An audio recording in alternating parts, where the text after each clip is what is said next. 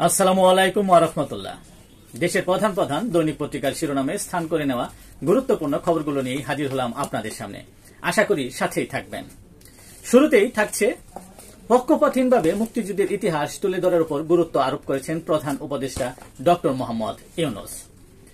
Doctor Mohammad ইউনূসকে ট্রাম্পের চিঠি, বাংলাদেশি পণ্যে ৩৫% শুল্ক আরোপ ১ আগস্ট থেকে কার্যকর।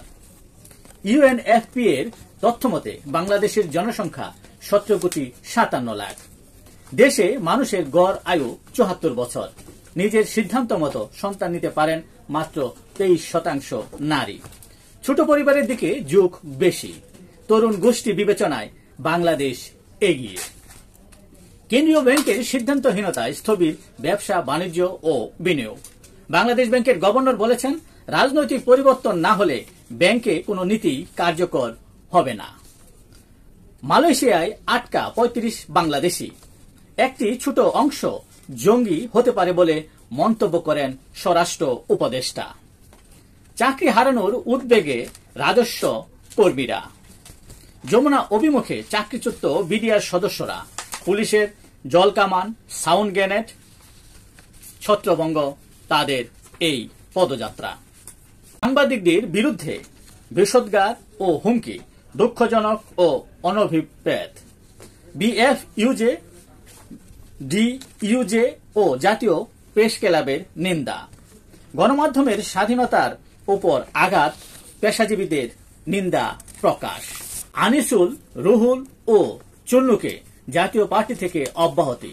নতুন মহাসচিব শামীম হায়দার পাটোয়ারি। দ্রুত নির্বাচনী পালে হাওয়া। নির্বাচন দেরি হলে আইন শৃঙ্খলা ভেঙে পড়বে বলে মন্তব্য করেছেন বিএনপি মহাসচিব মির্জা ফখরুল ইসলাম আলমগীর। এবার লক্ষ্য জাতীয় সংসদ ও বাংলাদেশ পুনর্গঠন বলে জানিয়েছেন এনসিপি নেতা নাহিদ ইসলাম। এই পরিস্থিতিতে নির্বাচন মেনে নিতে পারি না বলে জানান জামায়াতের সেক্রেটারি জেনারেল মিয়া গোলাম পরোয়ার।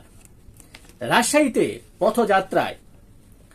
পথসভায় এনসিপি নেতা হাসনাত আব্দুল্লাহ বলেন, ডিসি এসপিরা চিপায় পড়ে ছাত্র নেতাদের সঙ্গে ভালো ব্যবহার করছেন। এখন সামেন ও অ্যাকশন এইডের তারুণ্যের ভাবনা নিয়ে জরিপে যে সকল তথ্য উঠে এসেছে, তরুণরা চান শিক্ষা, স্বাস্থ্যে সংস্কার। মব ও আইন শৃঙ্খলা নিয়ে উদ্বেগ তরুণদের দৃষ্টিতে এগিয়ে বিএনপি। রাজনীতিতে আসতে চান না ৮১% তরুণ। সংস্কার সম্পর্কে জানেন না ৪৩.৫% তরুণ। জটিলতা বাড়ছে নির্বাচন ঘিরে। দেশের প্রধান প্রধান দৈনিক পত্রিকাগুলো তাদের আন্তর্জাতিক খবরে যে খবরগুলো গুরুত্ব সহকারে ছাপিয়েছেন তার মধ্যে শুরুতেই থাকছে, জাপান ও দক্ষিণ কোরিয়ার পণ্যে ডোনাল্ড ট্রাম্পের 25% শুল্ক ঘোষণা। বৈশ্বিক বাণিজ্যে নতুন দ্বন্দ্ব। ইয়েমেনে ৩টি বন্দর ও বিদ্যুৎ কেন্দ্রে ইসরায়েলি হামলা। পাল্টা হামলা ইয়েমেনের। ইরাকের উত্তরাঞ্চলে একটি গুহায় তল্লাশি অভিযান চালানোর সময় মিথেন গ্যাসে আক্রান্ত হয়ে তুরস্কের অন্তত ১২ সৈন্য নিহত হয়েছে। মাইন নিষিদ্ধকরণ চুক্তি থেকে সরে আসছে ইউক্রেন। মিয়ানমারে সামরিক জান্তা বিরোধী সশস্ত্র দুই গোষ্ঠীর মধ্যে তুমুল সংঘর্ষের ঘটনা ঘটে।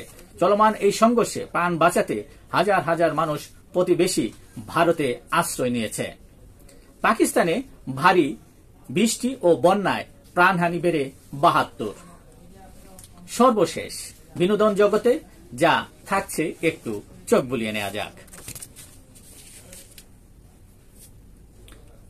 এই ছিল দেশের প্রধান প্রধান দৈনিক পত্রিকার শিরোনামে স্থান করে নেওয়া গুরুত্বপূর্ণ খবর, যা নিয়ে এতক্ষণ আপনাদের মাঝে উপস্থিত ছিলাম। আশা করি আপনাদের ভালো লেগেছে। আজকের মতো এখানে আবারও দেখা হবে আগামীকাল ঠিক একইভাবে। সে পর্যন্ত অবশ্যই ভালো থাকবেন, সুস্থ থাকবেন।